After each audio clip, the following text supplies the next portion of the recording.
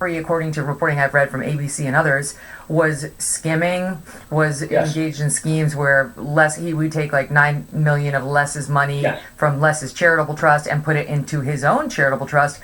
Suddenly it would be 11 million, and he was doing all sorts of funky things with Les's money. I agree he stole from Les, and he stole a lot.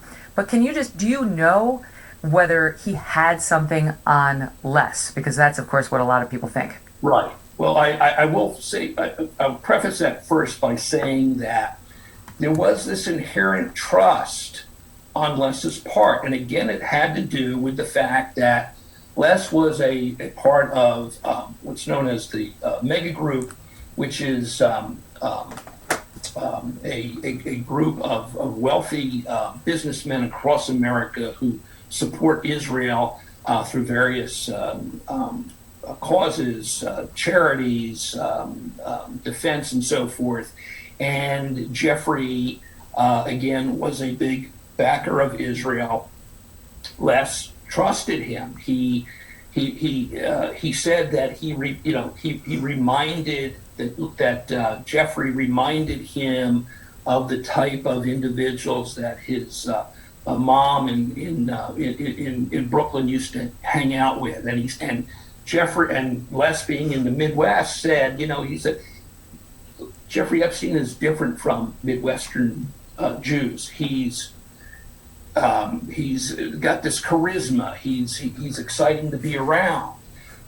He's a Jap. Jeffrey played him, and just like the and really, as I said, Les was the big fish, and for a long period of time, Jeffrey was feeding off of him, and because he was able to make that association with Les Wexner, it opened up so many other doors. Now, of course, there's been scrutiny all of these years as to what was the real relationship between these two men. Did Jeffrey have anything over Les Wexner? Was he blackmailing him? Did he have something in his back pocket that allowed this almost total financial control on Jeffrey's part to take over Les Wexner? He even wrote Les Wexner's prenuptial agreement when Les, who had been a lifelong bachelor, finally ended up getting married. Actually, Jeffrey was against the wedding because he wanted to control Les Wexner. I was going to say, he was the wife.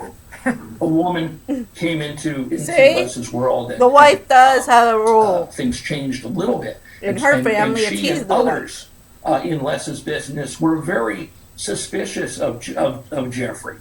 To this day, Les Wexner has said in blanket statements that he was completely unaware of any of the criminal activities that Jeffrey was involved in, except there is one story that it involves a woman named Maria Farmer, who, in fact, she is the sister, the older sister of one of the four victims, minor victims that the prosecution has put out in the Ghislaine Maxwell trial. Annie Farmer is the only victim among the four who has publicly put her name out there as one of the victims. The others have testified under pseudonyms and under different names. But the Maria Farmer story is interesting because in the mid 90s, she says that she had been attacked by both Ghislaine and Jeffrey Epstein, and she was actually the artist in residence at Leslie Wexner's estate in Ohio. Jeffrey Epstein had brought her out there. And she said that she was held against her will by Les Wexner's security people. Many of these guys off-duty policemen from this town near Columbus, Ohio. And Maria Farmer says Les Wexner's wife knew the fact that she was about this incident, that she was kept behind doors for more than 10 hours before her father was able to come out there and pick her up and so forth. Les Wexner and his wife have categorically stated that they knew nothing about this incident. And I personally, after the research that I've done, I find that hard to believe that Les Wexner wouldn't have been informed of this horrible incident that took place on his property. That this young woman was held against her will for multiple hours by. Well, Maria Farmer's got a long story. I mean, she and her younger sister Annie have important stories to the Epstein case, and that Maria was sort of lured in. She spoke with ABC at length in a podcast about Epstein. I can't remember the name of it. Forgive me. I listened to it, but it was like Truth or whatever. I'll get it. But she talked. Now, see how the wife, what was the name, Wexler? She didn't get involved. I mean, if that was happening in my house, I'd be, excuse me, sir, if this little lady wants to leave, she's going to leave. And you're not going to stop her. Now, little lady, what's a little girl like you doing with a man like this? Shall we have a talk while we wait for your father to come pick you up? And let me give you a little discussion about the birds and the bees and what's happening in this freaking world and the score. Because obviously your mother and father have dropped the ball there. Everybody else in your family. See, yes, they're conditioned. See, they're conditioned. But these girls are conditioned by their parents, by their educational systems, by the schools. Particularly, I mean, I'm all over the map on that one with Foxcroft. My sister, I wasn't popular. I didn't excel at Foxcroft because I wasn't popular. Yeah, I wasn't popular amongst the Americans ever, the narcissistic Americans. And that's why I left, seeking greener pastures in Europe, only to find the narcissism epidemic was following me. I mean, one of the reasons my children never went to the American schools abroad was because I didn't want them around that kind of, kids and those kind of people. Crass, obnoxious, totally entitled, totally narcissistic, and that's why they're doping up on so many drugs. And the young girls from the wrong side of the tracks, Virginia Gouffre and all of those others, they're West Palm Beach servicing East Palm Beach. They just want to follow the lead of East Palm Beach. Excuse me, does this Barry Levine ever heard of Ethel and Eunice Kennedy?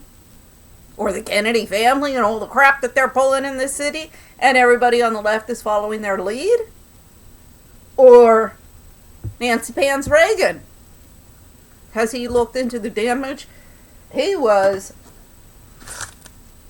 a Huffington Post. See, this is another, because Huffington Post, that's a platform that is, enriching themselves, is another, cosmopolitan, online cosmopolitan, and part of the propaganda, social media propaganda of the left, the alt-left. I think it was 2014, I was doing some blogs, but that was, totally politically correct about the trailing spouse and the what was it? People can't read more than 1,500 words or something like that. So you got to cut it down to that. I'm like, yeah, this is one of the problems. Nobody can understand anything longer than a tweet these days. And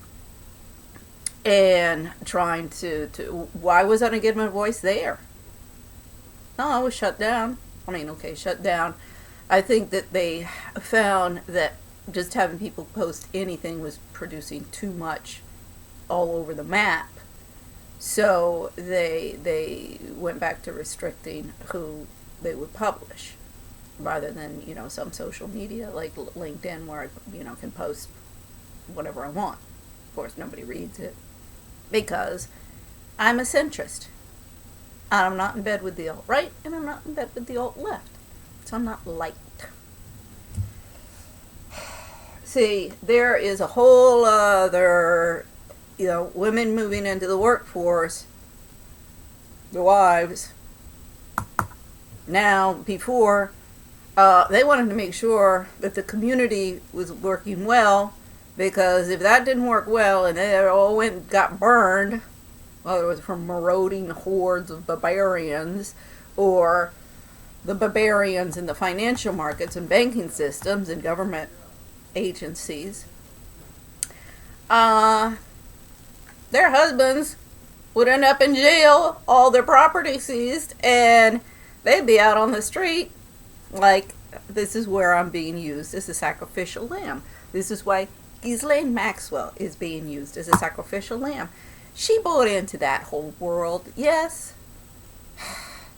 But, she didn't become Deb of the Decade and mere cheerleader in this movement. She was just following the lead of others. Now, the American socialites. This is what American socialites do. And she is being used as a sacrificial lamb to atone for the sins of all of the Mandevillean, alt-left, libertine, just want to party hardy, and don't be so serious about all of the different problems of the world. Just let's go out and have some champagne and fornicate. I remember there was this one article I read. It's like, yeah, Ghislaine Maxwell had come back from, at some party, one of these functions. That, oh my Lord, I just, it is beyond me how these people can think that it's a life. This superficial party hardy, champagne. You have to do a bit of this social and social media and influencer and a bit of the pomp and circumstance. It comes with the territory. But when that's all you do, no, you're the parasite. You're the parasite, not the moms and the wives who actually do the job of a wife and take it seriously, and a mother and take it seriously, instead of, oh, let's just get a nanny to take care of the kids so we can either go out and grapple up the ladder of success in a corrupt professional world that's producing 70 to 90% incompetence rates, or hang out at country clubs and gala dinners and all that crap while your kids, run wild and nobody cares about them, and all they are just pawns in your little social climbing schemes. And it's, horrible in Washington. I mean, at least Washington was relatively civilized in the 70s, 80s compared to New York. That was the Big Apple. Here, there was still some sense of manners and etiquette amongst people, and it's just getting worse and worse and worse and worse. And these little ladies, the black community, my brother said it's happening in Chicago, and I believe it. The black community, the women in the, are getting just obnoxious. This is Michelle Obama, Oprah Winfrey, Meghan Markle are the lead on that one. And these are violent extremists because they are propagating the ideologies, the rhetoric, and the propaganda that is the motor behind. I keep on telling the black bitches, just because the white bitches are being bitches, that doesn't give you any right to be just as bitchy as them. And if you all want to be bitches with me, I don't care if you're white, black, brown, yellow, or green. I know how to be a bitch. Now, not to my husband, not to my children. Man, I put my foot down. That's different. But Machiavellian game playing? I didn't get out of the game because I couldn't hack it. I got out of the game because I didn't want to be involved. Now I can hack it with Best of You. And I see, just like in The Great Gatsby, in the movie. Or my glasses. These are mine. I guess maybe that would be my next drawing.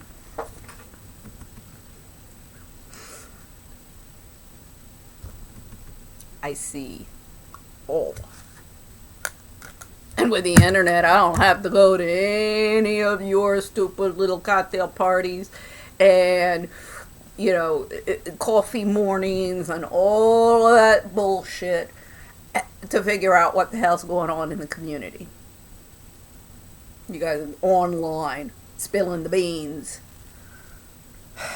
It's incredible. It's so been normalized that everybody's out there. I mean, it's like in the movie The Big Short with the mortgage broker and the head of the hedge fund came to the conference because his traders are like, you got to see what they're doing over there. And he went in and he started talking to these guys, and they are openly, I mean, he can't even believe that these guys are bragging about all of the illegal stuff they're involved in. And he says to his traders, he gets up and he pissed his shit. He walks over past them and he said, you find out everything that this guy has touched and you go short on it. Oh, my favorite. Anyway. This guy, Barry Levine, I want to see him in court. How much money have you made off of this? Or any other books that you're writing? I'm going to have to, another under investigation. He's an investigative reporter. Well, guess what? There's somebody who's been investigating the investigative reporters for over 15 years. Talked about how they lured her in. She was an aspiring artist. They got to her by saying, oh, we're into art. Yeah, we can help you. That's how they got into a lot of young women's lives, saying like, oh, I'm a mover, I'm a shaker, I'm connected, truth and lies. And Maria became part of their staff and then also one of their victims. And eventually she was shipped off to this house in Ohio that was on Les's property. But it was Epstein's house, and that turned into its own thing. Anyway, the story, whenever a young woman comes into Epstein's life, it ends badly. I mean, every single time. Yes. And that is where we're going to pick it up after we squeeze in this break. And that's why you have to have a brain. Women with brain dark who go, criminal side. I don't want to get right involved after this break with when we rejoin author and journalist Barry Levine. You can tell. Don't go away. If you've been properly it's the holidays, conditioned and trained as a child and adolescent young woman, joy and comfort every day, all year long. Oh. A gift that looks as good as it feels. Advertising. And one that will pay for itself in terms of how much more productive you will be at work. I'm talking about giving yourself the gift of an X chair. I love mine. It is by far the most comfortable and ergonomic chair I've ever used. And honestly, it's also probably the coolest looking piece of furniture I own. Not only is X chair the world's greatest office chair, but with its patented LMX technology, it doubles as a massage chair. And you can either cool or warm your back. Can your office chair do that? I don't think so. Now's the perfect time to buy one. Purchase an X chair now. Buy early, buy now. And here is X Chair's holiday gift to you. Save $100 off your X chair just by buying it at xchairmk.com now. That's the letter X, chair, mk.com. X-Chair has a 30-day guarantee of complete comfort, and you can finance your purchase for as little as $30 a month. Go to xchairmk.com and save. It's all about figure out a way to monetize, figure out a way to feed what your those two followers, Jeffrey Epstein your and Ghislaine friends Maxwell like you to say. Yes, and Megan, they actually came together in New York in 1991 However, we do know that several months before, Ghislaine had actually flown on one of Jeffrey Epstein's planes. So there was a relationship earlier, before her father's death, in which she was introduced to Jeffrey. One of the questions I have is, how did it start? When did it start? Because I know now we're claiming that Ghislaine Maxwell was almost like a pimp for him. She went out and got all these girls for him. Before there was Ghislaine, was there another person in that role? What do you think and the as far as back as we socialites out can tell, there are when did this doing? start for him? This obsession, like thrice daily The quote, debutante massages parties. What is that all we now about? know almost always turned into sexual abuse. Being pimps. The only other for these ladder grappling ladies. true girlfriend that Jeffrey had besides Ghislaine, and there's still questions over what the actual extent of the relationship was between Ghislaine and Jeffrey. But before Ghislaine came in the picture, Jeffrey had been involved with a woman named Ava Andresen, who was a Miss Sweden. He had met her in New York, and they like Melania dated, Trump, on and off, upwards of 10 years in the 1980s. In Jeffrey's official biography that he put together at the time of the Florida case in 2005, I just love to read a few lines from this. He said that after, and this is written in the third person, after Ava and Jeffrey decided to put their relationship on a platonic basis, Jeffrey entered into another significant relationship with Ghislaine Maxwell, then 29, beginning in 1991. And Jeffrey writes in this biography, Ghislaine came to New York at a very dark time in her life. Her father had been found dead, floating in the Atlantic Ocean, having gone overboard on his yacht. Jeffrey writes that Ghislaine she was a met vulnerable Jeffrey young through mutual woman friends. and totally She found lost. the friendship immediately rewarding. Found a surrogate father type her of intellectually stimulating conversation. And Jeffrey writes that, moreover, he attempted to keep her from becoming despondent. He gave her books to read, scientific studies, novels, challenges to her mind. Jeffrey writes that he took her to comedy clubs on a weekly basis. See, Ghislaine is not a dumb her, bimbo. Growing She depression reads. and so forth. She's interested in this and stuff. Jeffrey writes that without his help, That's very, very different she than would have most of the fallen into socialites a out deep there. Depression. Jeffrey also got writes played. that he gave her Yes, a loan and to get her This is financial Stockholm foothold syndrome. I'm in the not saying business that world she and so didn't do forth. anything that I wouldn't, and you know, so on. not approve of. So And if she'd Ghislaine been was my friend, 29 I would years have old, been came like, into Jeffrey's you better life be in watching out for that 1991. guy. That's not good for you. And maybe if There she had had an incident entourage that of real occurred friends through a to civil support her at that lawsuit, time. an incident that occurred in the mid-1980s down south where Jeffrey was on vacation, and this Jane Doe alleges that she was 14 years old or so, and that she was the daughter of the woman who was running this hotel or house where Jeffrey was staying, and that she had been sexually attacked by Jeffrey. However, she did not report it to her mother out of fear and so forth. So we have in the timeline, we have this one incident in the mid 80s that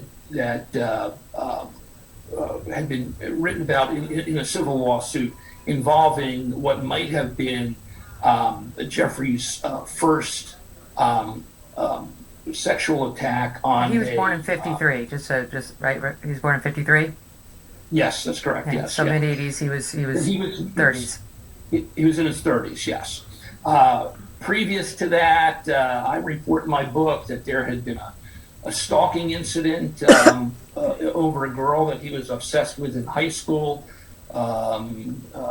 He had followed them to a movie theater and so forth. Her boyfriend at the time threatened to beat Jeffrey up and so forth. He was fixated on this one girl, but then again, he became a teacher at the Dalton School, where students found it very strange that Jeffrey, and he was 21 years old at the time, would show up at student parties. He was the only teacher who would show up at student parties, and he was spent a lot of time around the female students. And I report in the book minor victim number 1, who is testified in the trial, Jane? when they approached her at a music camp in Michigan. Where that Jeffrey was crazy. No, we've talked about this on the show. So she testified in the Ghislaine Maxwell trial that she was at summer camp as a 14-year-old. I mean, she's a middle schooler.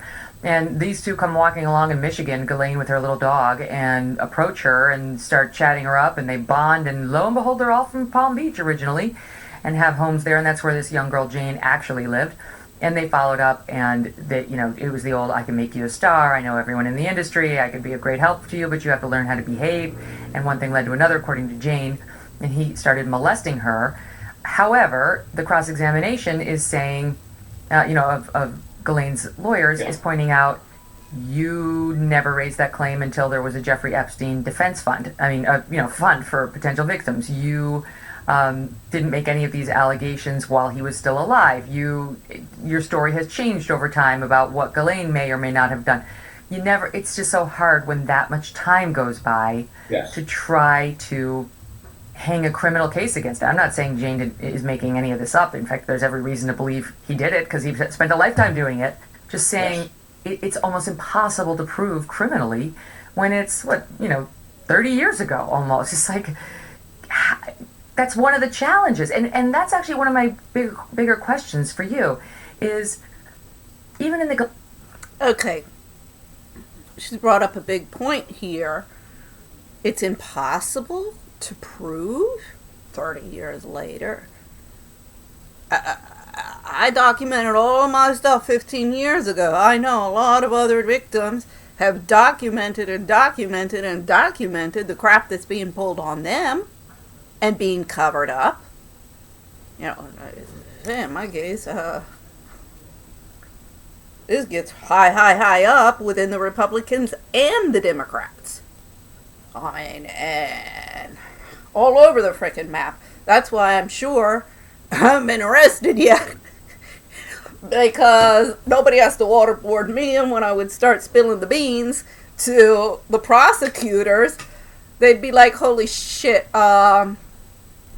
you better let this one go because...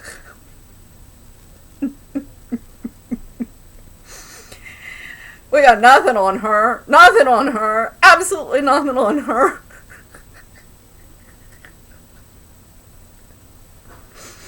She smoked pot.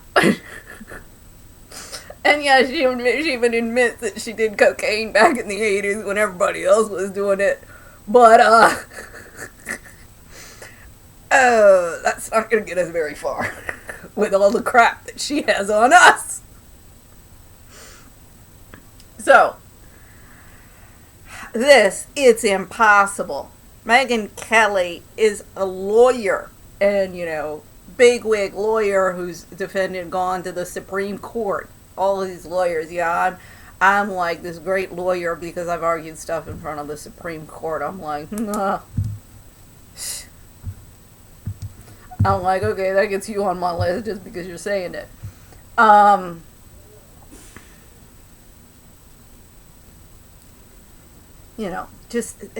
This is, Megyn Kelly, why aren't you interviewing me? I could give you a whole other perspective. And a lot more of what reality of what's going on here than this guy is giving you.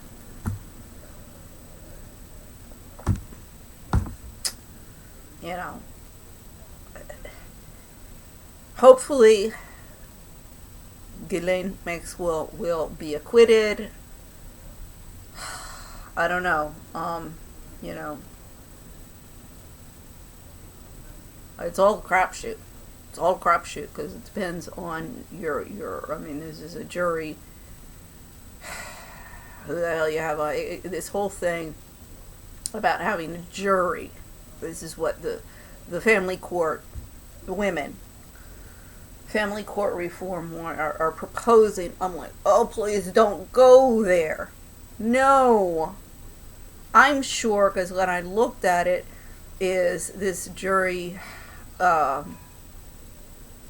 being judged by your peers rather than the judge. I have to get an exact time when this would have come into the court systems, but it looks pretty much that this particular was an English, push by the colonists, and because they knew the judges were freaking psychopaths, and they couldn't trust the judges. So let's get a trial by your peers. Well, these are people who stick you up in the yoke and the chains and throw rotten tomatoes at you when you've done something that the society doesn't like, and have absolutely no understanding of legal principles and due process and all of these things, which is what the lawyers should be learning and applying in the court systems. But they're not. They're all on there either for money, power, or stupidity. And that, I look to their wives, who are the ones who are putting all of the ideas in their heads. Because most linear men, the ideas that they have, say this is with Ghislaine, and this is where your socialite women come in, and the fact that they be well educated and on top of what the community's needs are, and also budgeting.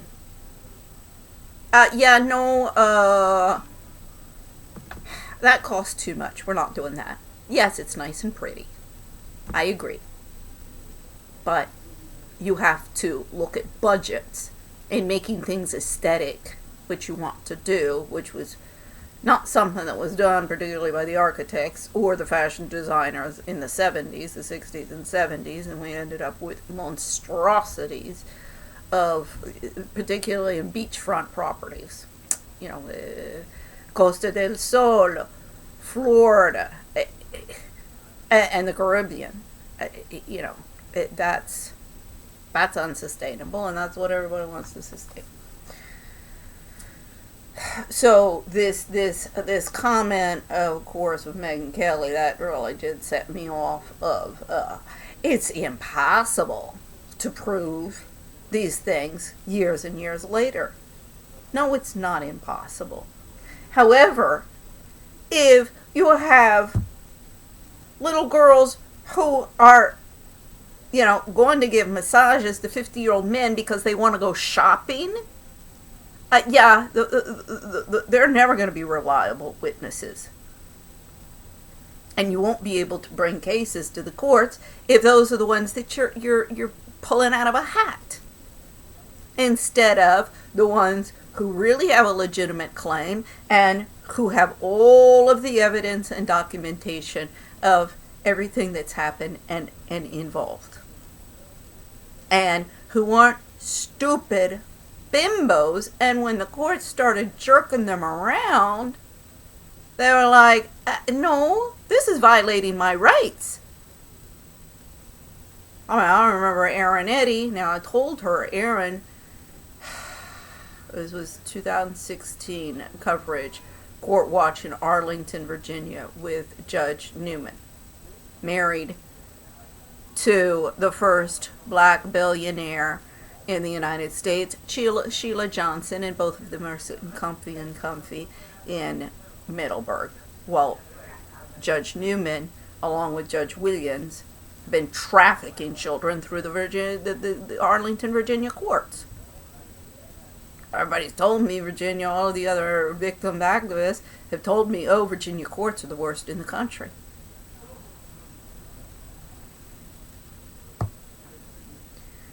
So, you know, there's a whole other side of what's going on in all of these cases that everybody, alt-right, alt-left, don't want exposed. I mean, I can't, you know, with Governor Cuomo, I'm like, excuse me, you're going to let them use you as a sacrificial lamb and hang you out to dry, your good buddy Joe Biden and his giggling idiot Kamala Harris? You even said this is due process issue, which it is. I mean, is that not going, not ding ding ding, but dong dong dong? Houston, we got a problem. No.